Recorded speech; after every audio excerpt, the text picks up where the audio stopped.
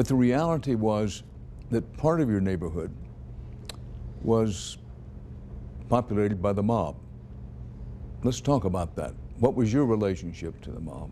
Well, I grew up right in the heart of Newark, and there were these guys that were in the neighborhood who were bookmakers, and there was gambling, and there was crap games in the street, and there were private illegal card games in various parts of the city. But I grew up with that right from the beginning, so I thought it was like that no matter where you went. I didn't know any different than that. Now, when I did begin to get involved in the music business, I found that most of the little clubs or saloons, in most cases, were owned by those guys. Now, I never had any problems with any of them. And maybe it was just because I knew everybody, and all the places that I ever worked, those were the people that came in. And I grew up around a guy that I became very, very close to, who was a captain in the Genovese family, whose name was Gyp DiCarlo. And he was like a father to me. All I knew about Gyp DiCarlo, until I started reading things later, was that he was involved in gambling. But, I mean, he never asked me for 5 cents.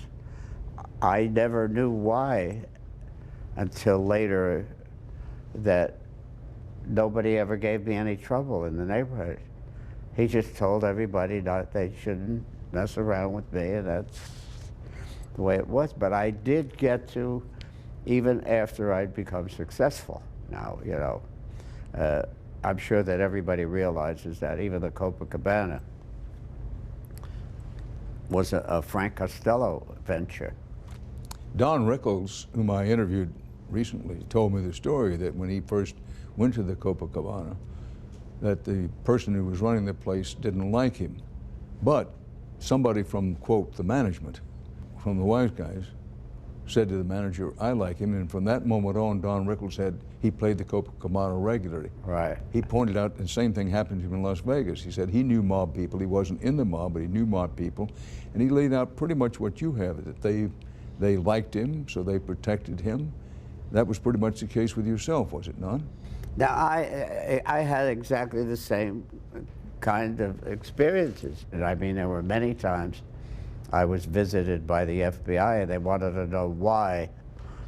I was in this restaurant, sitting down having a drink with John Gotti.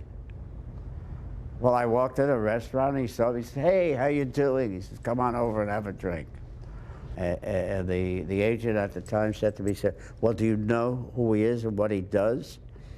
I said, I don't know anything except what I read, and he never did anything to me.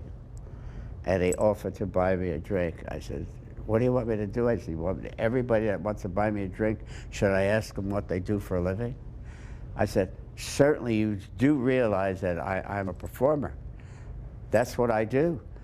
I said, I pay my taxes. I said, do you think these guys call me up and say, come over, we want to tell you what we're doing next week? So he laughed about it, and he said, well, he said, you know, I'm just doing my job. He said, by the way, he said, will you sign this thing for my kid? How did you get started, and why did you clash? You know, growing up, I always knew what I wanted to do.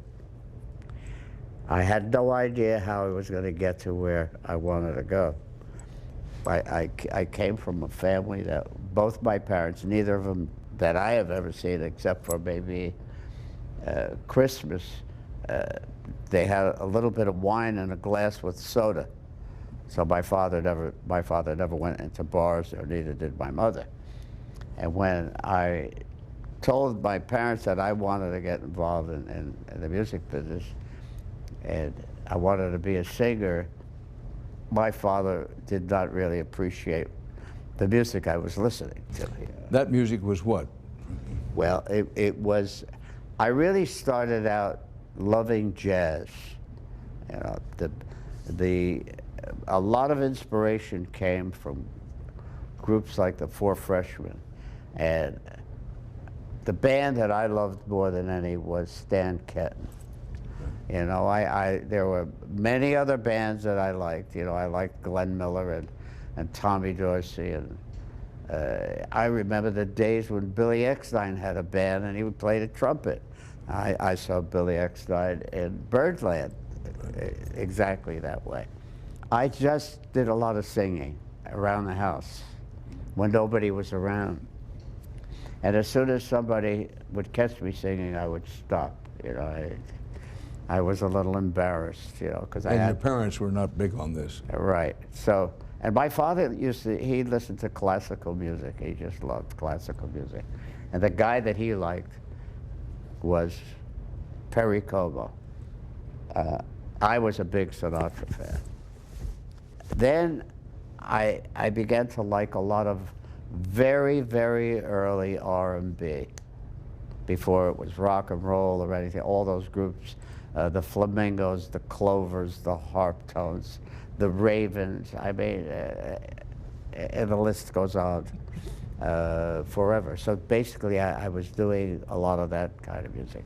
I was also, because I liked to sing so much, I would go downtown Newark, and they had a club called the Nightcap, basically a black club. I went to all the black clubs, and I saw some of the greatest musicians I saw, and I was into jazz organ very big time. Jimmy Smith was the guy, and then there was Shirley Scott, and there was Jack McDuff, and again, the list goes on and on and on.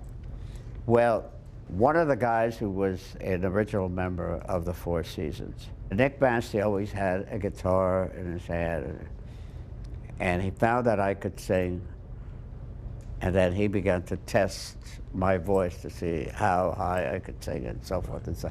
And he called people over and said, "Hey, listen to this kid," he says, you know, listen how high he can sing. Well, through Nick Massey, I met Tommy DeVito. And Nick Massey, Tommy DeVito, and Nicky DeVito, who was Tommy's brother, had a group called the Varietones. And they played in a little club. And through Nick Massey, he would tell me to come down to where they were playing. And he'd have Tommy DeVito call me up to sing a couple of songs. So that was really the beginning, but I still had not had a job. Nick DeVito, Tommy's brother, and Nick Massey, one of the Four Seasons, had some trouble with the law. They both went away for a while. Which is to say they went to prison. Yeah, Tommy DeVito was left. And we kind of hung out with each other.